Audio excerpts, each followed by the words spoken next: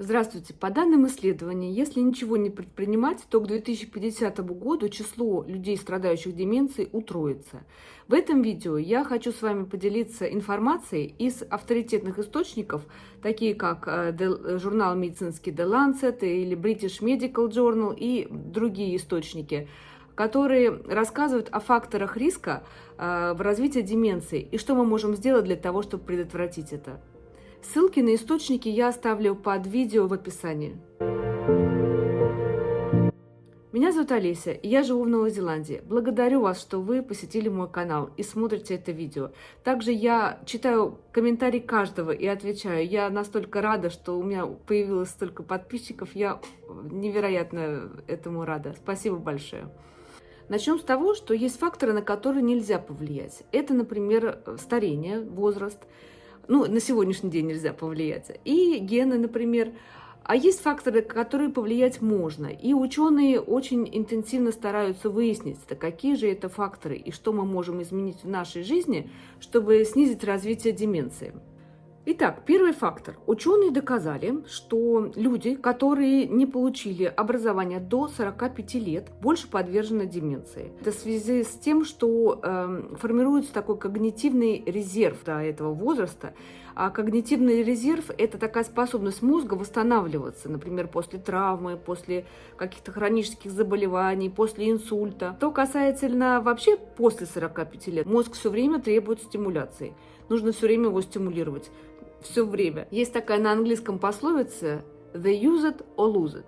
Это значит либо используй, либо потеряй. Девиз будет до конца наших дней, потому что по-другому мозг совершенно становится ленивым и не хочет ничего делать. Поэтому нам обязательно нужно стимулировать его. Второй фактор – ухудшение слуха. Доказано, что у людей с плохим слухом снижается когнитивная функция.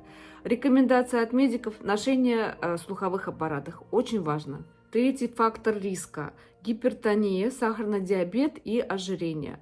При гипертонии очень высокий риск развития сосудистой деменции, поэтому следите за артериальным давлением. Сахарный диабет, контролируйте сахар, ожирение, снижайте вес. Все больше говорят в медицине, что хорошо для сердца, то хорошо для мозга. Четвертый фактор – это загрязнение воздуха. Доказано, что дым от дерева, от листьев, также выхлопные газы, они негативно влияют на мозг. Что мы можем сделать в этой ситуации?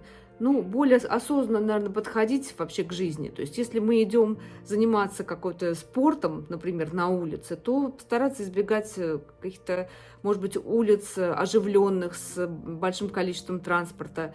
Может быть, даже если вы живете в центре города, может быть, если вы решили побегать, то, может быть, даже лучше идти в зал. И, конечно, приятно, может быть, многим запах костра, но все-таки будьте осторожны с этим. В общем, есть исследования на эту тему. Пятый фактор риска – это физическая неактивность. Множество вообще исследований показывает, что нам нужно двигаться. Нам нужно не переставать двигаться. Аэробные нагрузки и силовые нагрузки – это вообще просто идеальная комбинация для того, чтобы хоть как-то снизить риск для когнитивного такого ухудшения. Шестой фактор – это травмы головы. Особенно проведено большое исследование, что влияет травма головы с 45 до 65 лет. Рекомендации такие: предотвращение падений каких-либо или ударов головы. Седьмой фактор – это курение и чрезмерное употребление алкоголя. Что касается курения, однозначно никаких нету сведений о том, чтобы можно хоть одну сигарету вообще бросить курить. Что касается алкоголя, о боже, мне пришлось читать много различных источников, потому что я не верила своим глазам. В Lancet, The Lancet, медицинский журнал, они считают, что чрезмерное употребление алкоголя – это более 21 единицы в неделю. Я вам покажу сейчас формулу, что это за формула и что это вообще в неделю. Чтобы рассчитать количество единиц алкоголя, нужно количество алкоголя в литрах умножить на крепость, на процент, и умножить на 0,789, и получится сколько единиц. 8-й фактор риска – это депрессия. Считается, что депрессия в пожилом возрасте может быть таким предвестником деменции. Поэтому будьте так бдительны. Но также вообще депрессия является вообще фактором риска. Если все-таки у человека развивается депрессия, нужно ее лечить. 9-й фактор риска – это социальная изоляция. Ох, ковид нам показал, как вообще влияет эта социальная изоляция на наше ментальное здоровье.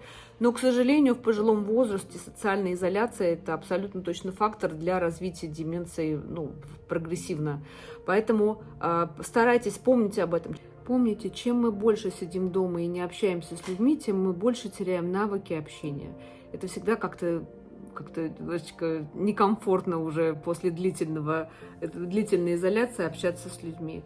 Ну и последний, 10-й фактор – это диета. Вы знаете, было сложно найти на самом деле подтвержденных фактов о диете, но вот то, что я нашла, такое вот самое обобщенное, это рекомендация именно среднеземноморской диеты, а также есть такая диета MIND. MIND это комбинация среднеземноморской диеты и DASH. DASH – это диета специальная для снижения артериального давления. Там ограничение соли, жиров. Если вам интересно, посмотрите. Вот это вот единственные данные, которые я нашла, которые более-менее какие-то правдоподобные. То есть диета MIND и среднеземноморская диета. Это мое видео на сегодня. Спасибо большое за просмотр. Пожалуйста, пишите комментарии, подписывайтесь, ставьте лайк. Я очень вам буду благодарна. Счастливо и до новых встреч!